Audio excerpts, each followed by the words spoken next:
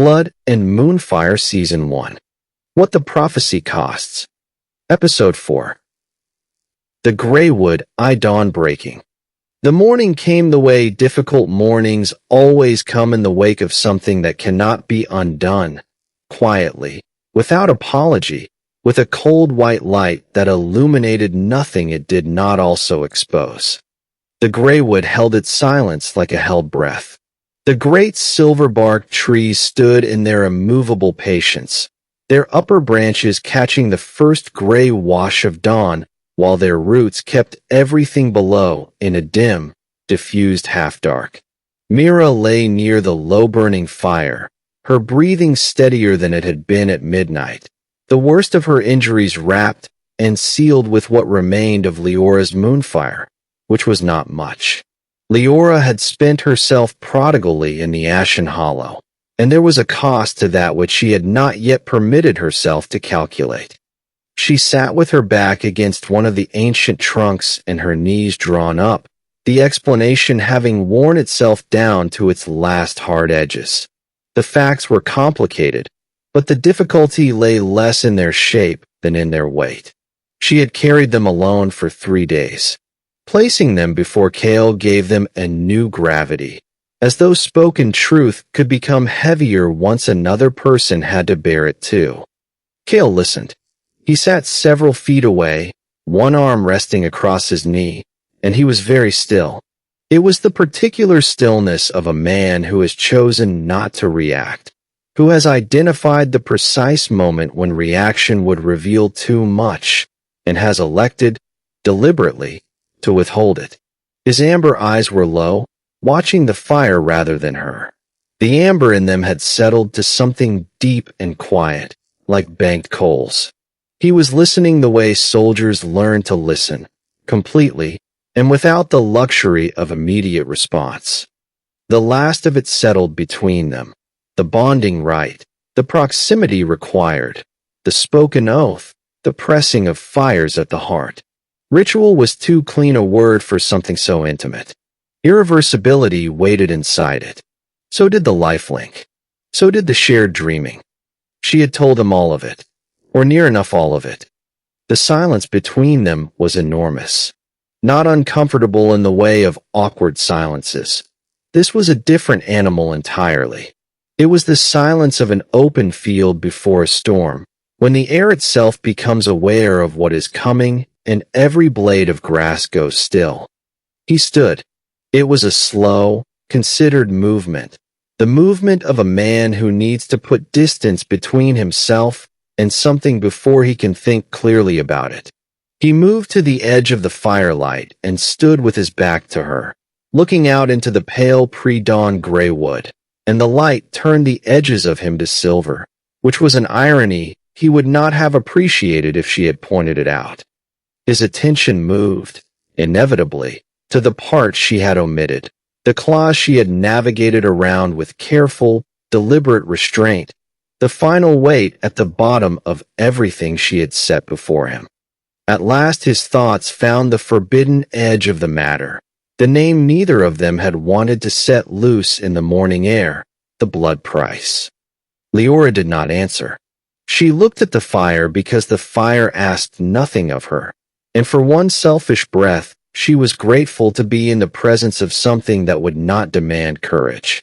The unspoken question pressed into the space between her ribs, exactly where the Moonfire lived, silver and endlessly cold.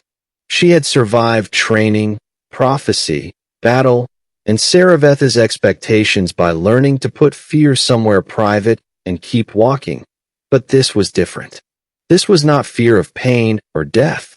This was the smaller, more unbearable fear of being seen clearly and found manipulative, of discovering that necessity had made her cruel and that she had not noticed the change while it was happening. Act 1. The Obsidian Citadel, morning.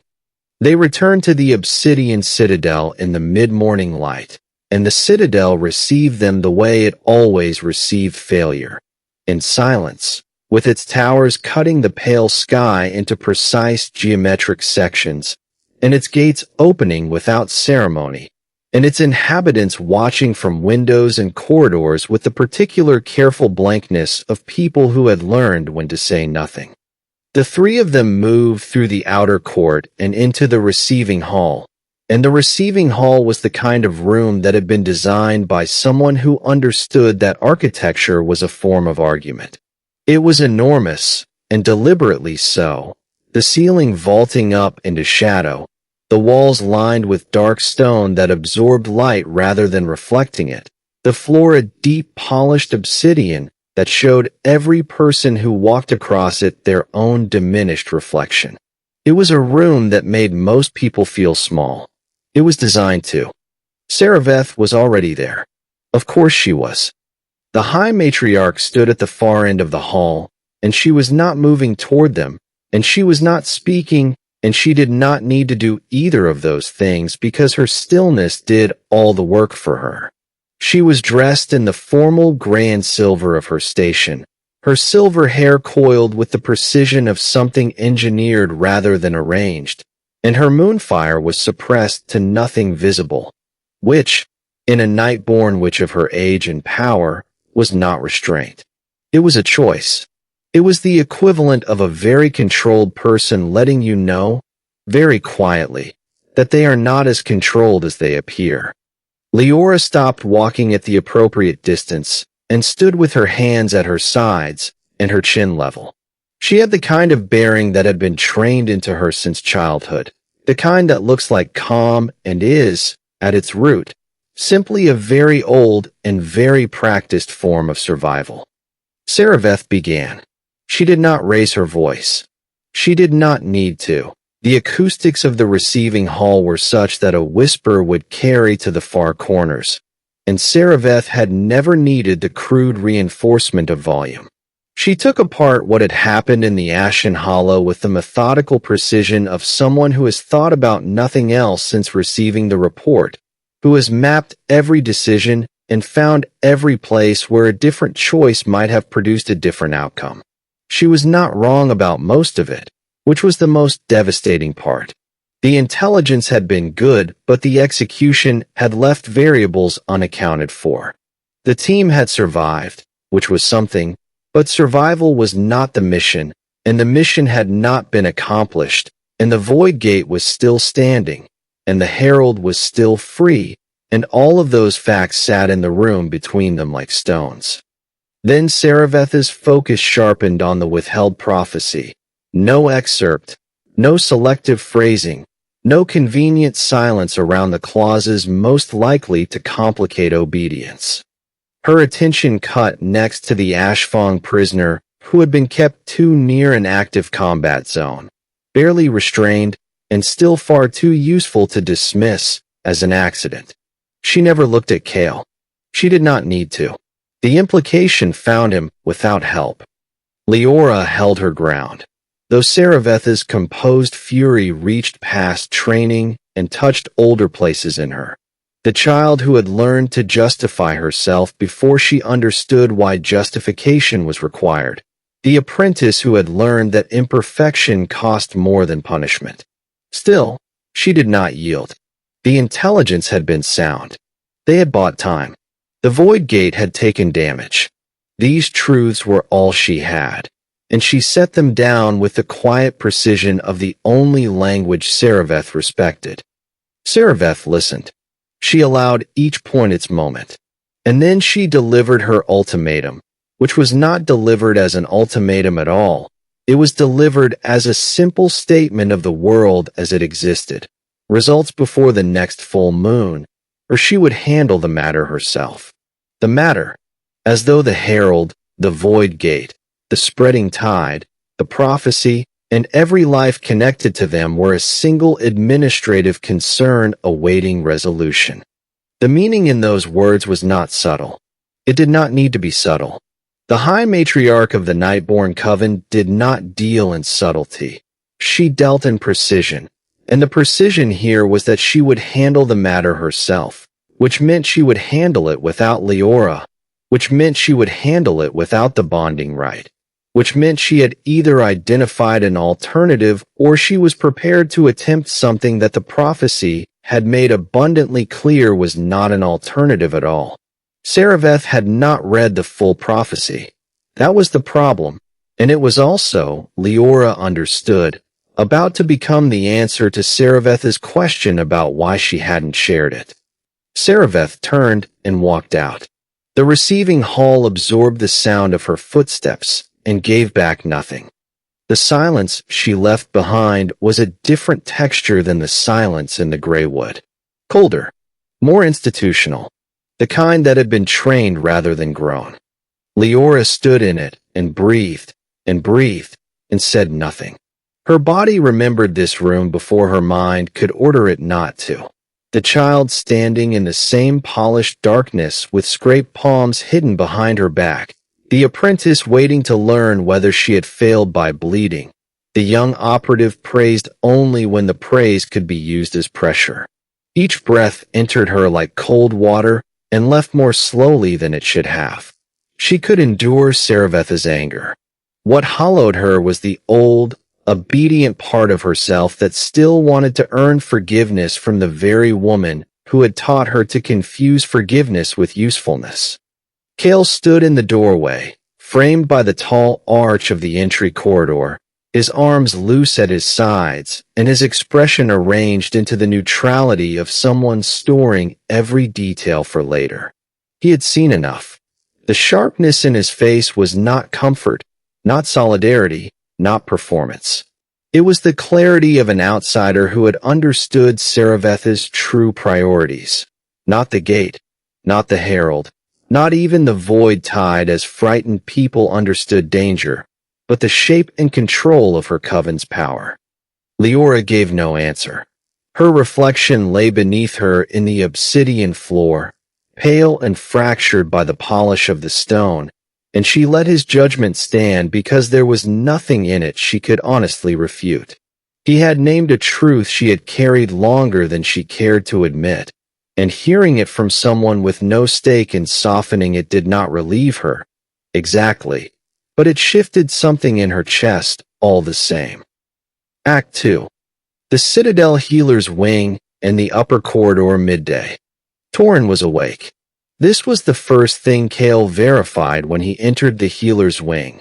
Not the quality of the light through the narrow windows, not the smell of salve and silver burn that lingered in the corridor, not the sound of his own boots on the stone floor. Toryn was awake, and his eyes were open, and they tracked to Kael the moment he appeared in the doorway, and that was enough. That was more than enough. The reunion between them had no ceremony, which was the only kind either man knew how to manage.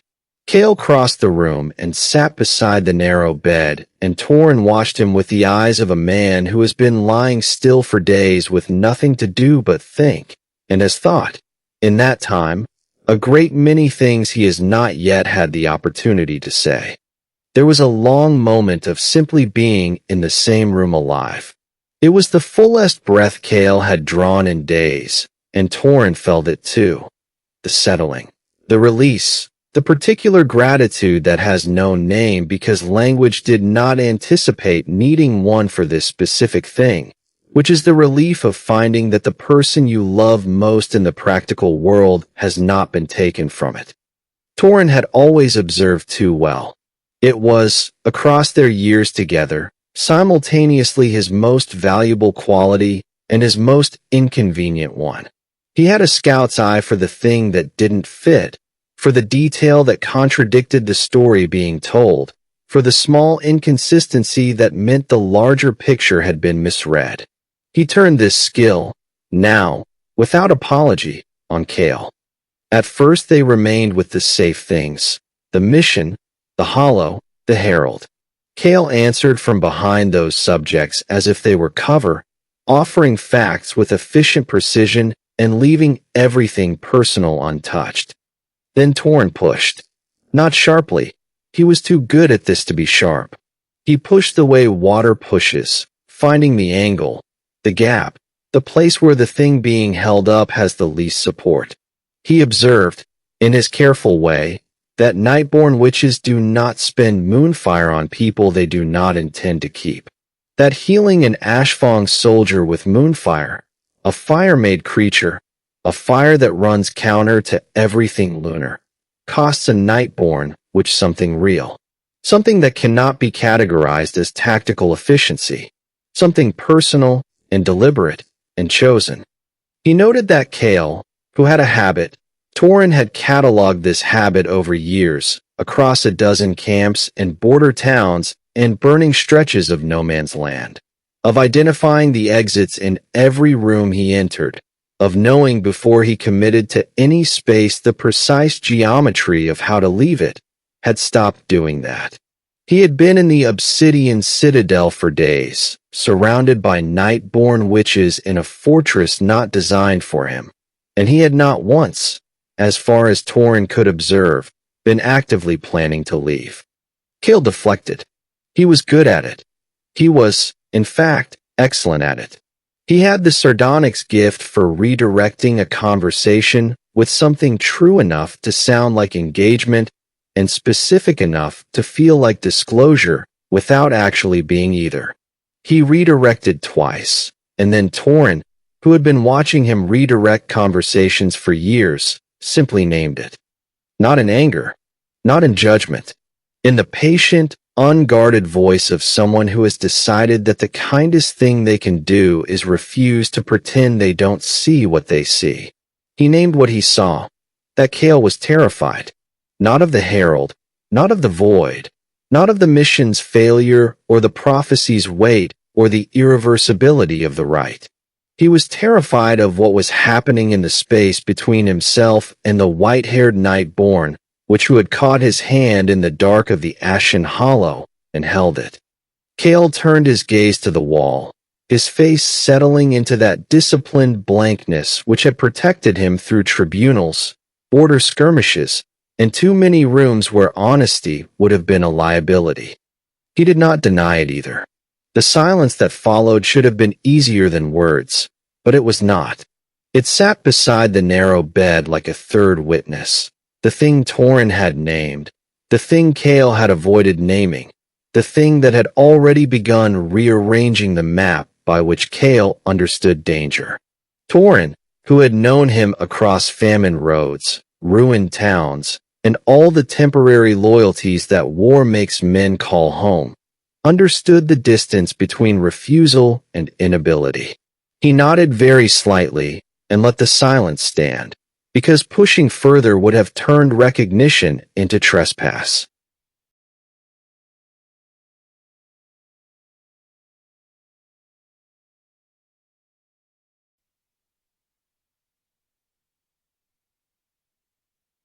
On the upper level of the Citadel, Mira had been waiting. Not patiently. Mira did not do patience in the way that implied passive acceptance of the inevitable. She did it in the way that implied she had a great deal to say and was organizing it, and was ready, and had been ready for some time, and was now simply waiting for the correct moment to deploy it. She found Liora in the small study adjacent to her chambers, a room Liora had used as a retreat since childhood, which meant Mira had known about it for nearly as long, which meant finding Liora there was not a coincidence. Mira did not do coincidences either. She closed the door. That alone told Liora everything about the nature of the conversation she was about to have. Mira had seen everything. This was established not as a threat, but as a simple and unavoidable fact, stated with the directness of someone who has decided that tenderness and precision are not mutually exclusive and is prepared to demonstrate this. She had seen the river crossing, the way Kael's hand had steadied Liora through a current that Liora could have navigated alone, and the way Liora had permitted the steadying, which was a different thing entirely from requiring it. She had seen the handhold in the Ashen Hollow, that instinctive, unthought reach in the dark, the violet and amber fires touching and holding and sustaining each other in a moment that had nothing theoretical about it. She had seen the way Liora's eyes moved when Kael entered a room, the slight shift in her attention that happened before she had made any conscious decision to attend. Mira was, in her quiet way, one of the most perceptive people Liora had ever known. She had also, for the duration of their friendship, been one of the very few people willing to say plainly what she observed rather than translating it into something more diplomatically palatable. She was not diplomatic now. She was warm. She was always warm, even when she was being devastating. And she looked at Liora with the expression of someone watching someone they love stand at the edge of a cliff they have mistaken for solid ground. In Mira's unsoftened assessment, no one in the Obsidian Citadel spoke to Liora as though she were simply a person, not a weapon, not a symbol, not the Moonfire bearer, not the vessel of the prophecy, not the Citadel's best operative or the High Matriarch's sharpest instrument, but a person with an interior life and wants that existed beyond strategic usefulness. Accept him. Liora ended the conversation. She did it cleanly, without cruelty, in the manner of someone who has identified the exact degree to which a conversation has exceeded what she can currently hold and is taking the only practical action available. She rose and left the room, and Mira let her go, because Mira understood, as she always understood, which battles were worth pressing and which required only that the truth be stated and then given space to do its work. The words followed Liora out of the room. They followed her down the corridor and up the stairs and into her chambers, and they did not stop following her. And she sat at the edge of her bed in the pale afternoon light with her moonfire dim and close beneath her skin. For a long while she held herself as if still in public, spine straight, hands folded, face composed for an audience that was no longer there. Only when the room remained quiet did the expression begin to leave her. Not all at once. First the mouth, then the shoulders, then the careful set of her eyes. She did not let herself think about whether Mira was right. She did not need to. The only thing more exhausting than a truth you have not faced is a truth you have been facing privately for days and have just heard said aloud by someone who loves you too much to let you hide from it cleanly. Act 3. Elder Cassin's Archive, late afternoon. Elder Cassin's archive occupied the lowest level of the Citadel's North Tower, which was not an accident of architecture. The ancient scholar had chosen the lowest level deliberately, in an era when the Citadel had been newer and Cassin had been younger, though neither of those things were easy to imagine now. The archive was below the reach of most ambient moonfire, below the hum of coven activity, below the sound of the wind. It was a room that held things, and held them quietly, and made clear to everyone who entered it that it had been holding things for longer than any of them had been alive. Cassin was already seated when Liora arrived, already seated when Kael arrived 2 minutes behind her, and the scholar's eyes moved between them with the calm, unreadable attention of someone for whom human drama is a subject of deep academic interest and only occasional personal concern. Cassin had lived long enough to watch the patterns complete themselves in generation after generation, long enough, perhaps, to have lost the sharpest edge of surprise. What remained was something more considered. Attention without urgency. Observation without the distortion of hope or dread. This was the first time Kael had been formally included in Nightborne Council. He entered the archive with the specific, careful bearing of a man who has decided that the way to manage a room that does not fully want him in it is to give it no cause to revisit that decision, to be useful and precise, and take up no more space than the situation requires. He sat where indicated. He folded his hands on the table. His amber eyes were steady and attentive and gave nothing away. Liora sat across from him and did not look at him directly. This was a choice she had been making all day, this careful management of her own sight lines, and she was aware of making it, and she was aware that the awareness itself was information, and she set all of it aside and looked at Cassin instead. Cassin moved through the preliminaries with scholars' patience. The history of the prophecy's transcription, the conditions under which the original seers had recorded it, the way the text had survived 6 centuries of Coven archival practice. To Cassin, context was never ornament. A prophecy did not merely say what it said. It bore the history of everything that had preserved it. Liora knew most of this already, but she listened because listening gave her somewhere to put her eyes besides the man seated across from her. Then Cassin arrived at the blood price, and the room changed. It did not change in any physically observable way. The light was the same. The stone walls held their silence as they always had. Cassin's voice did not alter its register. But there is a quality to the moment when a thing that has been theoretically understood becomes concretely real, when information you have held at arm's length is placed directly in your hands. And Liora felt it move through her like cold water, even though she had known. She had known for 3 days.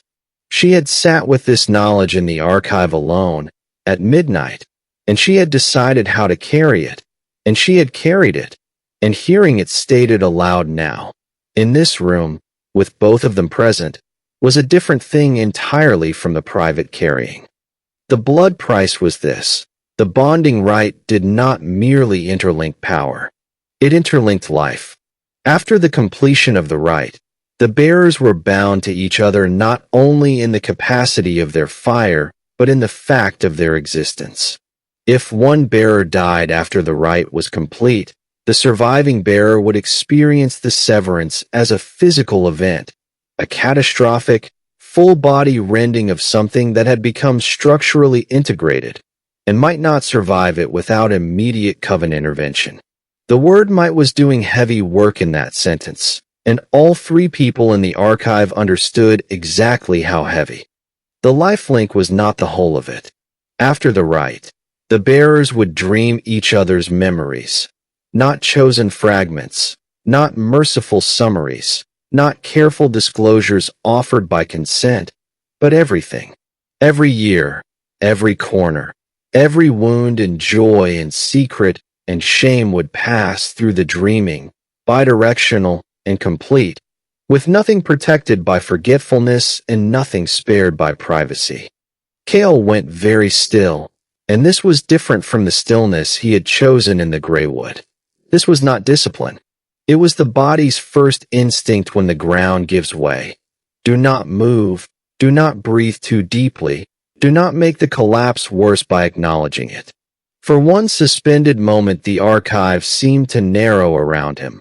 Parchment, stone, Cassin's careful hands, Liora across the table, all of it drawn into the hard white center of a single knowledge. If he agreed to the rite, nothing inside him would belong only to him again.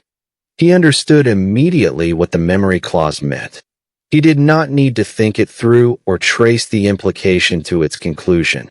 The conclusion was already there, standing fully formed in the moment of comprehension, because the herald's psychic assault in the Ashen Hollow had surfaced the thing he carried deepest, the thing he had spent years maintaining the quietest internal walls around. The burning village, the face he had loved, the order he had given, the 14 people who had died because he had chosen mercy in the wrong direction.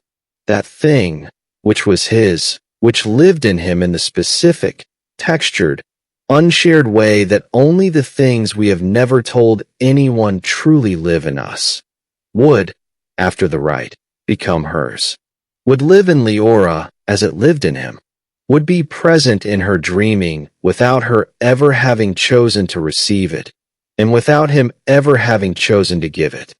He looked at her across the table. It was the first time he had looked at her directly since they had sat down, and the quality of the look was not accusation. Not quite. It was the look of a man recalibrating, in real time, the terms of a situation he had agreed to before understanding all of what he was agreeing to. His thoughts fixed on the missing timeline, not the memory clause. Even Liora had not known that, but the severance risk, the death bond. the part that changed the entire shape of consent. Cassin confirmed it. Liora had known for 3 days. The look Kael gave her then was quieter than anger and more cutting. It belonged to the moment a person realizes someone else has decided, without permission, what truth they were ready to bear. He had spent too much of his life making decisions in darkness to mistake the difference between an unavoidable omission and a choice made for someone else's comfort. The withheld fact landed between them with devastating precision. It was the sort of truth that did not need volume or elaboration to alter a room. Liora held his gaze. She did not look away, which was, in itself, a kind of answer. No defense rose between them. No strategic framing softened the choice. She had withheld the truth deliberately, because she had believed he would not have agreed to the alliance if he had known. The truth of that calculation stood unchallenged. It had been accurate, and both of them knew it, and Cassin was silent, and the archive held its breath. There was no explanation to soften it, no justification built around it, no careful language meant to make the choice appear cleaner than it had been. Only the admission itself, plain and unguarded, offered because the cost of pretense had finally become greater than the cost of truth. Kael stared at her. The amber in his eyes shifted, not towards softness, not yet, but towards something less defended and therefore more dangerous. He had expected justification, the familiar architecture of necessity built into a wall high enough to hide behind. Instead, she had given him the ugly center of the thing and stood beside it without flinching. The honesty did not absolve her. It did not return to him the choice she had already altered, but it reached past the anger prepared in him and touched the place anger had been protecting. The weary, private knowledge that he understood her calculation because he had made terrible calculations of his own and survived only by refusing to call them anything gentler. He looked at her for a long moment, and then he looked away, and the three of them sat in the archive among the weight of everything that had been said, and Cassin watched them both with that old, careful, unreadable attention, and said nothing further. Act 4. The Moon Court Night. Night came fully to the Obsidian Citadel, and the moon was 3 days past its last quarter, pale and tilted, giving light enough to see by without illuminating anything too clearly. The Moon Court was an open space at the Citadel's western heart, surrounded on 3 sides by the high dark walls of the interior and on the 4th by the sky. It had been used, historically, for rituals that required open air and lunar alignment, which meant it was rarely occupied at any other time, which was the thing that made it useful for a man who needed somewhere to be alone with a thing he did not know how to carry.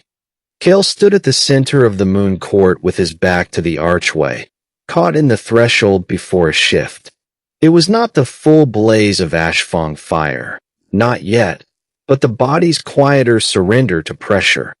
Amber eyes lit from within, heat rising from his skin into the cold night, the air around him bending faintly, as though summer had passed through winter and left a shimmer behind.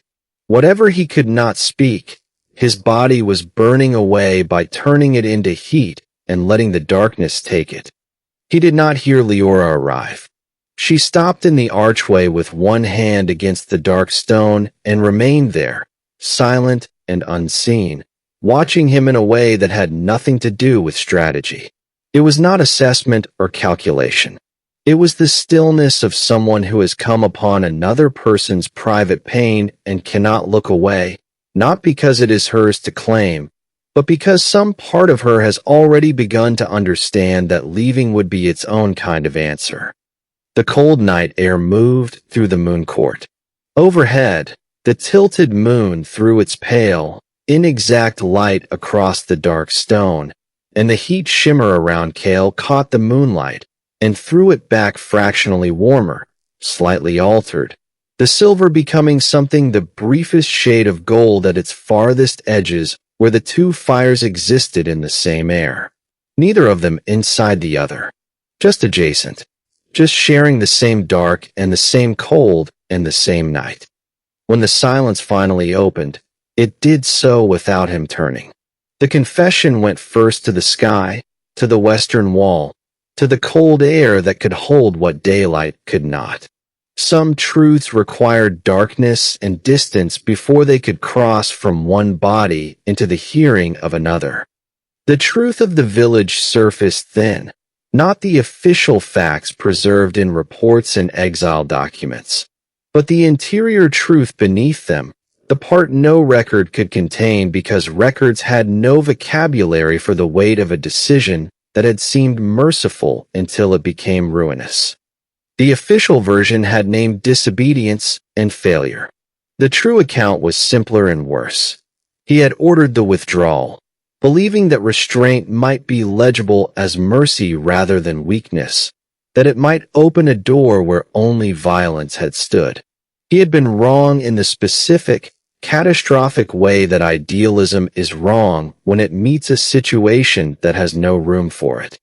14 people died because he chose mercy for his own soldiers over decisive action against his enemy.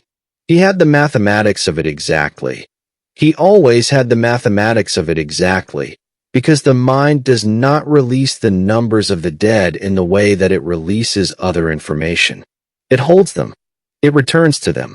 It makes a kind of dark accounting of them that serves no practical purpose and refuses to stop. The Ashfang exiled him for insubordination, because the official version required a violation of the chain of command and not a failure of judgment, and the chain of command version was politically manageable in a way that the judgment version was not. He had accepted the exile they offered because it was, in some technical sense, accurate, and because the alternative was to explain the full truth to people who would have understood the facts and not the weight of them. But the exile he carried inside himself, the one that had no documents, no official end date, no path toward formal reinstatement, was for something different. It was for being wrong in a way that cannot be taken back, for the specific, irreversible damage of a decision made in good faith that good faith cannot repair. He fell silent. The moon cord held everything he had released with the same indifferent stone patience it held everything else, and that indifference was almost a mercy. No one in the stone demanded that he become better because he had confessed. No one asked grief to arrange itself into usefulness. He stood with the old heat still moving beneath his skin and felt, with a shock sharp enough to resemble pain, how tired he was of being the only living witness to the worst thing he had ever done. And then he turned. Not quickly. It was a slow turn, a considered one, as though he needed one more moment of facing the dark before he faced the light. And she was the light, pale and still in the archway with her white hair catching the moonfire and her violet eyes very quiet and her expression doing something it rarely did. Nothing. Not the composed, managed nothing of her professional face. Simply nothing. Simply presence. The face of someone who has heard a thing fully, who is not processing it for utility or assessing it for strategic relevance, who is simply holding it in the way that you hold something you intend to keep. She moved, not toward the center of the cord. She stopped well short of him, close enough that the cold air between them was narrow, far enough that nothing had to be resolved by proximity alone. She stood beside him, not touching, not rescuing, not polishing the confession into something easier for either of them to survive. The restraint cost her more than movement would have. Some instinct, old and aching, wanted to close the distance because closeness felt like the shape comfort ought to take. But she understood that comfort could become theft if offered too quickly, taking from him the terrible dignity of having spoken and still standing inside what he had spoken. So she remained beside him as witness rather than judge, and the difference between those two things was, in that moment, the whole world. Her response was quiet and spare, not consolation but recognition, an acknowledgement of the weight of trying to protect everyone, of what it costs to carry a decision after the decision has already become irreversible. For a moment, something in him lightened, faintly, carefully, almost against his will. The seriousness of the night did not vanish, but it loosened its grip enough for a thread of dry humor to pass between them and alter the air. A ghost of a smile crossed Liora's face, small, brief, and unperformed. It did not resemble the composed expressions she offered rooms that required composure, nor the nearly hidden flashes of amusement she usually suppressed before they could be witnessed. This one arrived before she could decide against it, and because of that, it was the most human thing he had seen her do. He almost laughed. The sound stayed mostly inside him, brief and quiet, but it existed. After the worst truth had been spoken and the night had not ended, that almost laugh mattered. It marked the narrow place where grief loosened enough to let breath through. The space between them remained enormous, luminous in the way charged distance can be luminous when two people understand exactly what waits inside it and choose, for now, not to cross. Not because the pull was absent, but because the distance was still doing necessary work. Some things needed to become whole before they could be entered. The almost was its own complete country, and closing it too soon would have taken from them something they had not finished keeping. Neither of them moved toward it. They stood in the cold moon court, adjacent, side by side, with the heat of him and the silver of her existing in the same cold air, and the moonfire and the ashfire did not touch, and the night held still around them. The question she had been carrying all day finally moved into the space between them. Perhaps it had begun in the Greywood, when he had walked away and she had let him, and she had understood for the first time that there was a difference between the prophecy requiring the right and her wanting him to choose it. Wanting was the dangerous word. It had no tactical usefulness, no clean place in a briefing, no acceptable shape in the mouth of a woman raised to mistake duty for identity. Yet it was there, undeniable and alive. The request was clear, the bonding rite, with her, by choice. Not because the prophecy had cornered him, not because the world left him no room, but because somewhere inside the impossible shape of what they were becoming, he might decide to stay. He did not accept. He did not refuse. The space he left around the question was careful, almost tender in its restraint, and it kept what she had offered from falling closed between them. And then he said nothing further, and she said nothing further, and neither of them moved to leave. He was still there, in the moon court, in the cold, beside her, not yet answering in a way that was the opposite of absence. It was not yes, but it was the most important thing he had ever offered that was not yes. Not yet, in the silence of a man who had never before remained after the practical reason for staying had gone, carried a promise of its own. It kept the question open. It left the door unclosed. It meant he was still there by choice, aware of the choice as it continued, and for the first time and longer than either of them could measure, he was not searching for the way out. The moon moved, almost imperceptibly, along its tilted path. The cold deepened.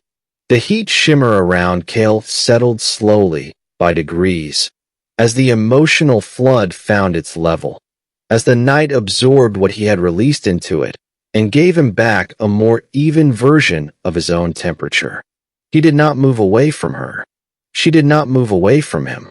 They stood in the moon court together in the enormous, luminous space of not yet, and the night held all of it, and asked nothing more. The ashen hollow the same night. Far from the Obsidian Citadel, far from the moon court and its luminous, suspended not yet, the ashen hollow existed in the dark with the patient indifference of a wound that has never been asked to heal. The void gate stood. It had always stood. That was the nature of it. its most fundamental quality, the thing that made it a gate and not merely a structure. It stood at the center of the hollow with its dark stone architecture pressing against the visible world like a bruise pressing against skin, like the memory of an injury that the body has not yet decided to repair or to absorb. It pulsed, slowly, rhythmically, with a deep and regular energy that had no warmth to it. Energy in the way that an abyss has depth, in the way that absence has weight when you have been in its presence long enough to feel it pressing back. The crack was gone. The crack was gone, and the fact demanded its own silence. The damage Liora and Kael had carved into the gate, the damage Mira had paid for in blood, the damage that had cost them their strength and left them returning to the citadel empty-handed and bruised, had vanished without scar or seam. The wound had closed as though time, pain, and effort were only minor inconveniences to a force old enough to repair matter by willing it whole. The herald stood before the gate with one hand pressed flat against the dark surface, as though listening. Or perhaps the gate was listening to the herald.